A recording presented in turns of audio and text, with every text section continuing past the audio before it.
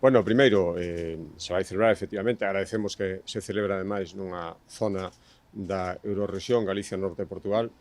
Estivera gustado ter algún tipo de presencia, como ocorreu algunha vez, cos presidentes das comunidades autónomas españolas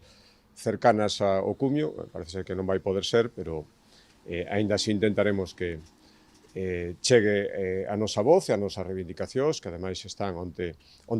sábado tiña ocasión de participar nun acto xunto co presidente da Comisión de Comparación dese momento do norte de Portugal, Antonio Cuña, e coincidíamos en que ten que ser fundamental que se traten varios asuntos, pero por sinalar dous, o Estatuto dos Traballadores Transfronterizos. Vimos durante a pandemia a necesidade de que teñan a xente que cruza dun lado a outro a fronteira diariamente, que teña un regulamento xurídico específico. Esa foi, ademais, unha das conclusións e unha das obrigas do último cumio que se celebrou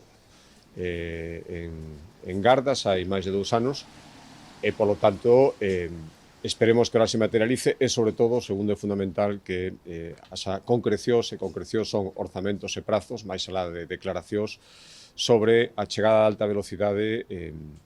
a unión, máis ben, de alta velocidade entre Portugal e España a través do eixo atlántico, por lo tanto, conectando con Galicia.